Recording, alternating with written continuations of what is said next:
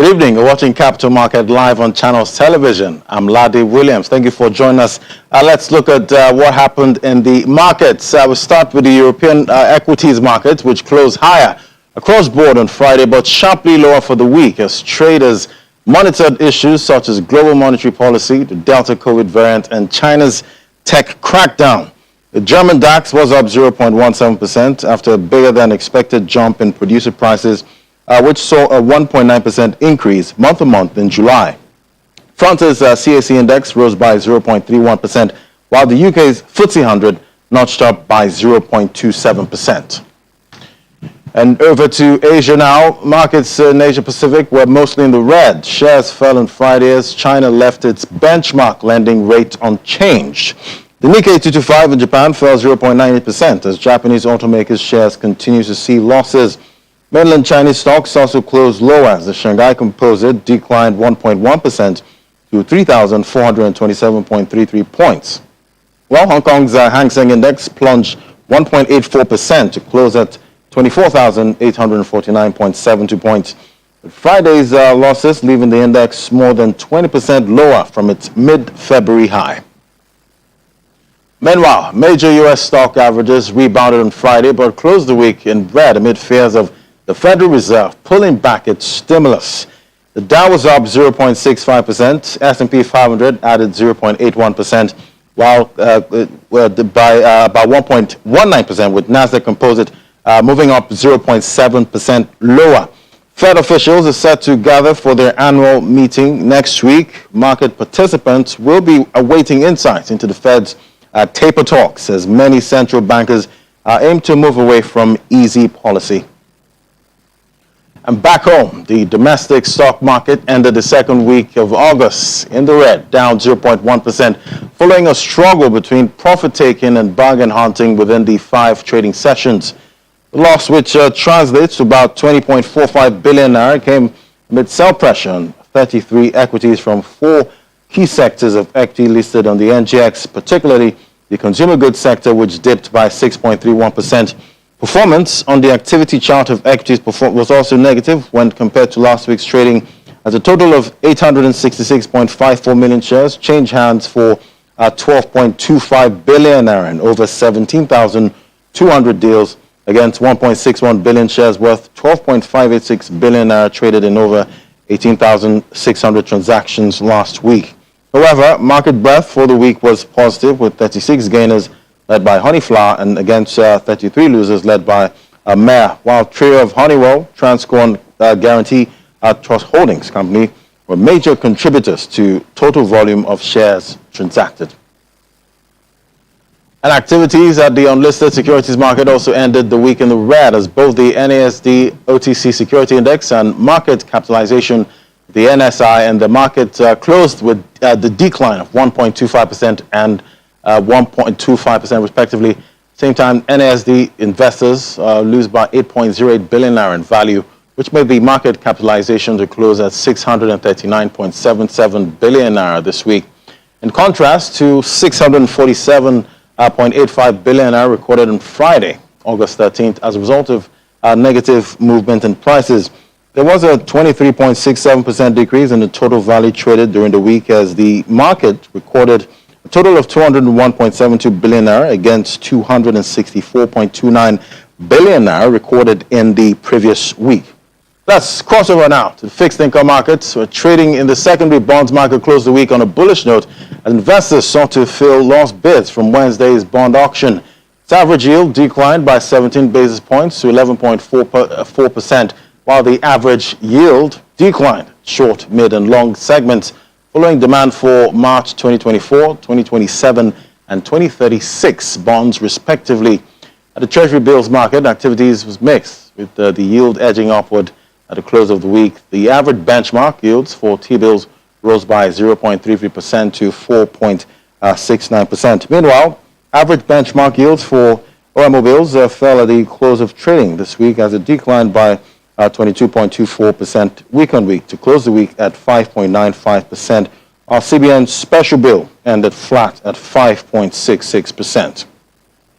The federal government raised 669 billion naira from the domestic capital market through issuance of Sukuk bonds between 2018 and 2020. Minister of Finance, Budget and National Planning, Dr. Zainab Ahmed, who made us know at an event organized by the Chartered Institute of Stockbrokers that the proceeds of the bond was used to construct and rehabilitate more than 44 roads across the 6 geopolitical zones of the country. She also mentioned that the federal government would issue another Eurobond next month to help government finance the country's capital deficit. Well, joining us now to bear his mind on developments in the capital market is the president of the Chartered Institute of Stockbrokers, Mr. Olatunde Amolegbe. Great to have you on the program. Thank you, Ladi. It's my pleasure. Thank you so much for joining us. So, activities in the week were quite mixed. How would you describe the activities in the capital market this week? Well, the equities market seems to have capitulated to profit takers for this week, and so you saw on aggregate negative returns for this week. But as I always say, the week-on-week activities or month-on-month activities, either negative or positive, don't typically tell the whole story. You need to dig deeper, as the broad market might have shown a negative decline. You could see sectoral movers that are on the upswing. You could see particular companies haven't done much better than the entire market. I mean, as you reported, you saw Honeywell Flour doing well over 20% gain this week. Yeah, quite a massive move there. Yes, while the entire market seems to have come down, and that's what markets do, you know. So you have to dig deeper than the broad narrative sometimes to be able to see, you know, where the market is headed. On the fixed income side, you will always see movements coming from the availability of liquidity and other macroeconomic indices affecting how yields move. So in a week like last week, where you saw the government coming into the market to raise bonds, you expect tightening to happen, you know, because I mean it's likely that rather than for people to head towards the secondary market to fill orders, then they will wait, you know, and fill their orders during the auction. So as the liquidity tightens in the economy, yields are likely to start to rise again. So, you know, so those are what markets do. So, you know, and that's the situation really. Anyway, talking about Honeywell and, you know, the good performance last year, what do you think drove investor sentiment towards that stock? Well, I mean, investors are always looking out for new information. They are looking out for new publicly available information, and information they can gain from doing further analysis of those publicly available information. So if, for instance, Honeywell has come out with a relatively good performance in their half-year results, people are likely to read more into that and try to come to a conclusion as to the worth of the company. So, and obviously, they will also take a look at the industry that the company is also operating from. So, a company, for instance, that is able to pass on the effect of inflation to its consumers will be expected to perform better than one that is not able to do that. A company with a product that is widely consumed and whose prices have limited elasticity will also gain, you know, patronage from fast-moving products. Yeah. Absolutely. So this I guess is maybe one of the reasons why you will see more patronage from a company like Honeywell. So it's really all about the information that is out there. How analysts are able to what analysts are able to read into those information that will ultimately determine, you know, what the patronage to the shares will be. Right. So talking about the debt market now, what do you think should be put in place to encourage, you know, companies to seek medium and long-term funds in that market?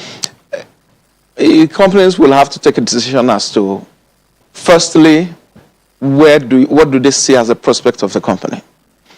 If they think that the environment favors the product that is being produced by the company or the services being offered, then chances are that the board or the shareholders will determine that we need to expand our production.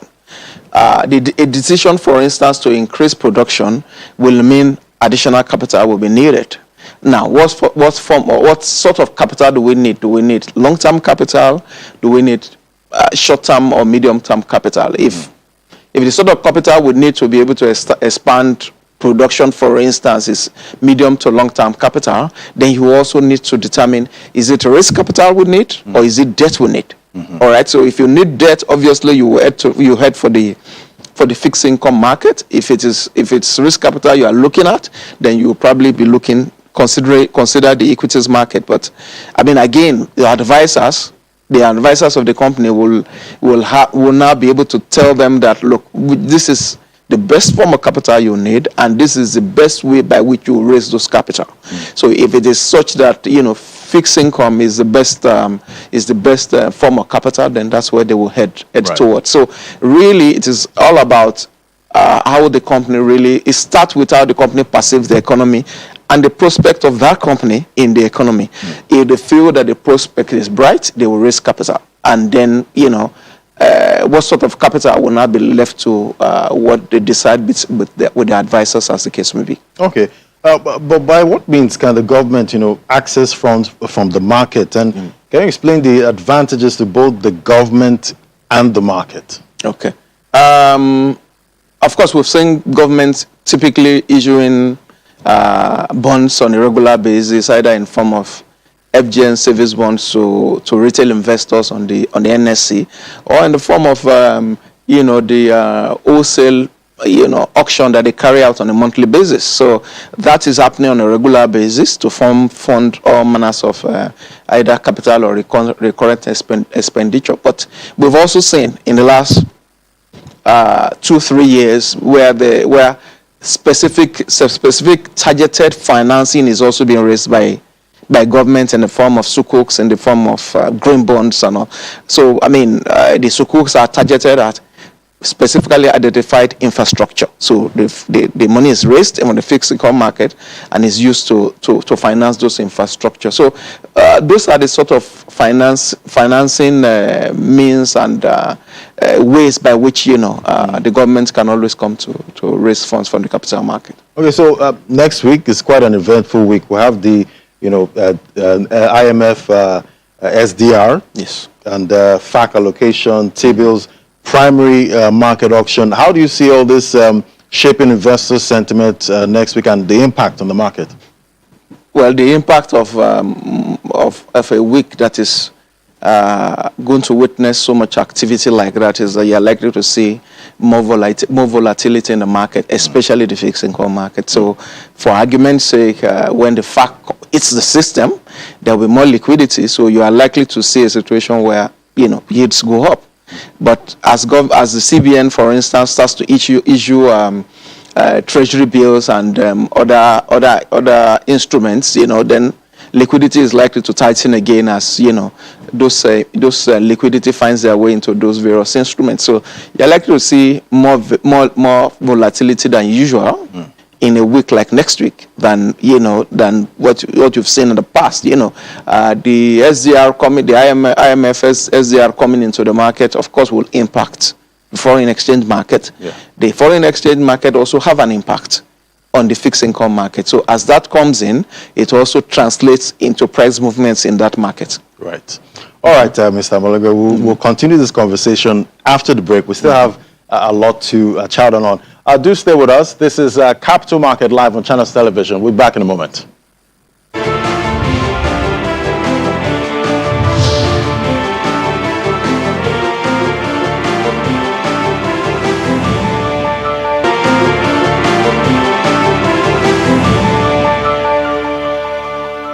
Welcome back. Still watching Capital Market Live on Channels Television. Now to other news from within the week. Nigeria's headline inflation dropped to 17.38% year-on-year in July from 17.75% in June, marking the fourth consecutive monthly decline. Latest data from the National Bureau of Statistics showed that food index also fell to 21.03% in July, while core inflation rose by 13.72% from 13.09% recorded in June.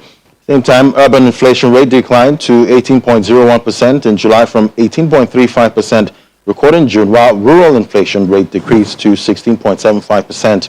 All items inflation year-on-year was highest in Kogi, Bauchi, and Kaduna, while Akwa Ibom, Rivers, Delta, and Kwara states recorded the lowest increase last month. And the Nigerian Exchange Limited has listed 2 additional federal government August saving bonds on its platform. According to the NGX, the debt instruments listed include 204.965 units of 2-year saving bond worth 204.96 million and 603,248 units of 3-year bonds worth 603.24 million, both targeted at minimum subscription of 5,000 naira for retail investors. The savings bond offering for this month will mature in August 2023 and 2024, respectively.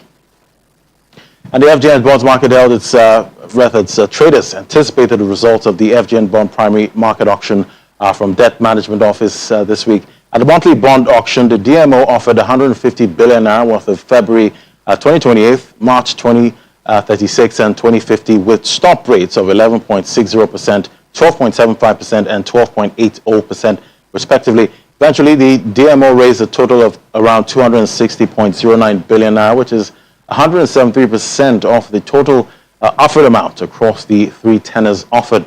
The subscription stood at 360.02 billion, while 260.09 was allotted the auction, and it was oversubscribed by 140%. And the Securities and Exchange Commission says the capital market needs to be strengthened in order to achieve double-digit economic growth in Nigeria. According to the Director General of the SEC, Lamdo Yuguda, corporate organizations can access long-term funding through capital market to speed up domestic production and create more jobs. So Yuguda further adds that funds from the capital market can also be used to finance infrastructure projects in the country. Now to our next conversation. We still have Mr. Olatunde Amolegbe here, President at Chartered Institute of Stockbrokers. Thank you for staying with us. Thank you. So this week you had your national workshop at Chartered Institute of Stockbrokers with a theme, leveraging the financial markets to achieve double-digit economic growth for Nigeria. I'd like to know what were the key takeaways for you at that workshop?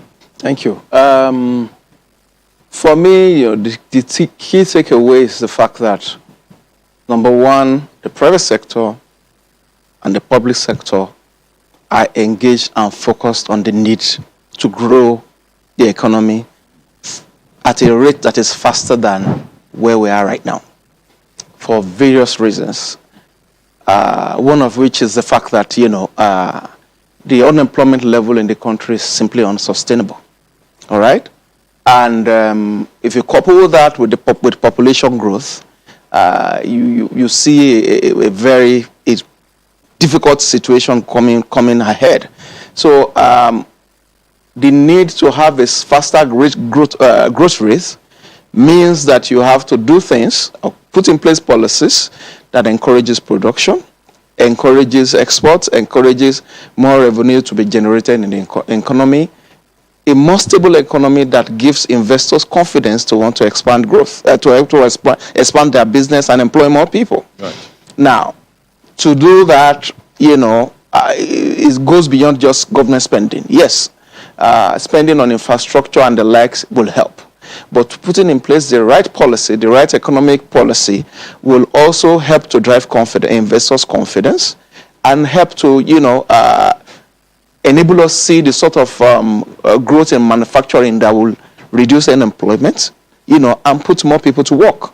And putting more people to work will also mean that the economy grow at a rate that is higher than the 2% or thereabout we've seen in the last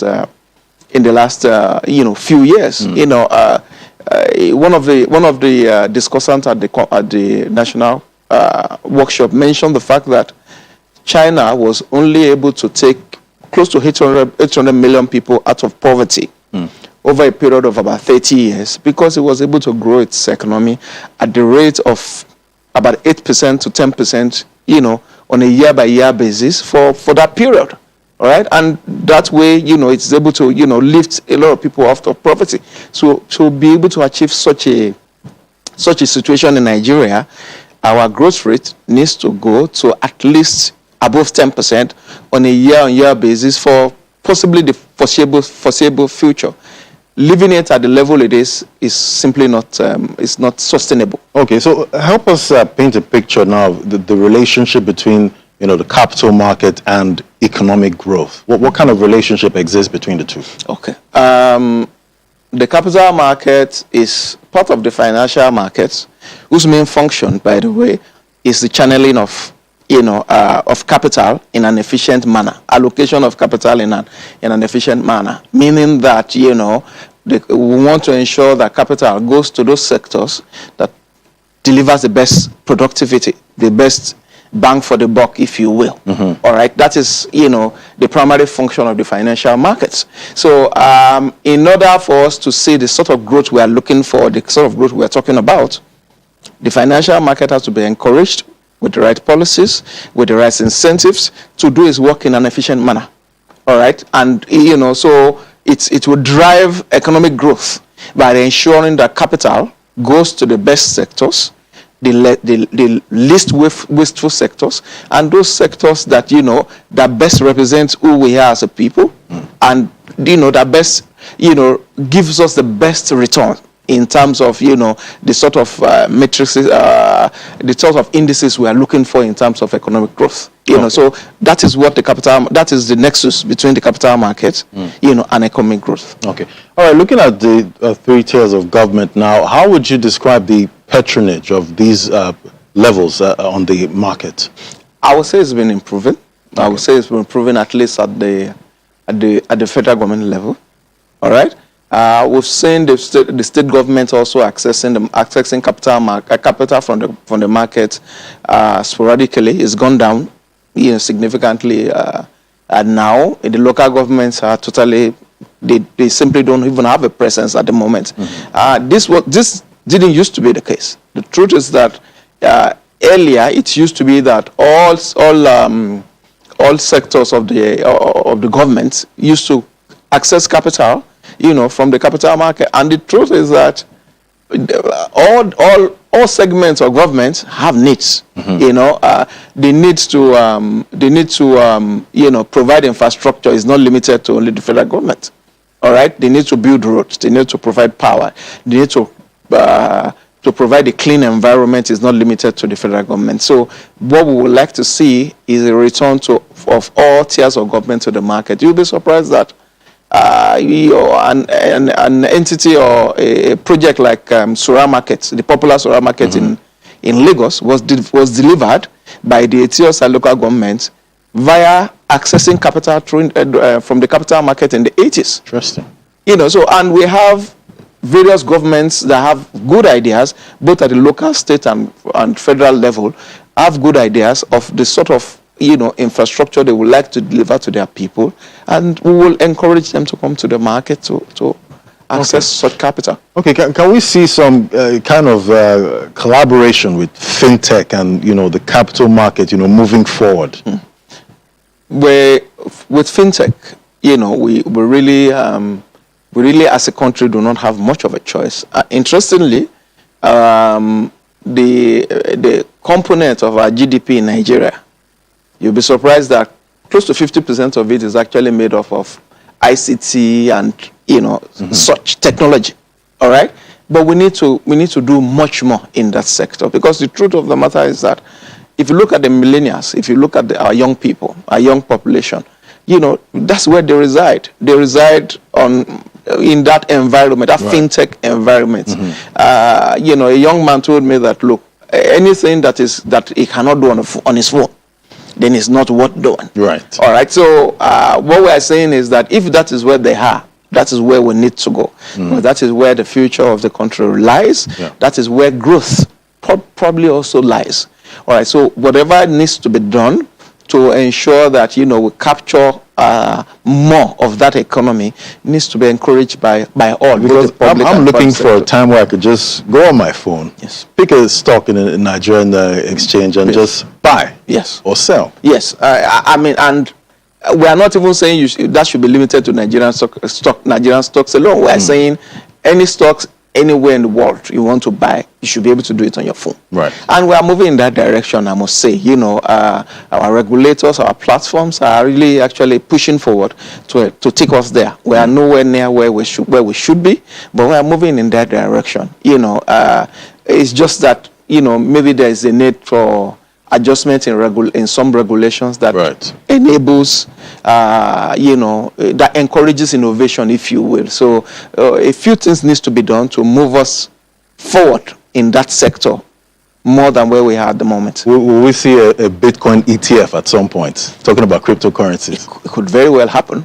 It could very well happen. It's just that, you know, again, I will say that the pace of this sort of products coming to the market will slow a little bit because, you know, of course, we want to be sure that our regulators also have a handle on things, because you don't want things to go out of hand. I mean, then people start losing their money, and you know, it makes a mess of things. So you know, you want to be sure that while you are moving with caution, so that people don't lose their money. So, but I have no doubt that we'll get there in good time.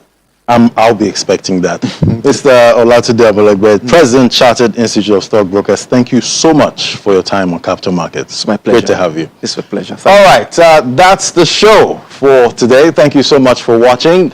Be back next Saturday. Thank you so much. Bye.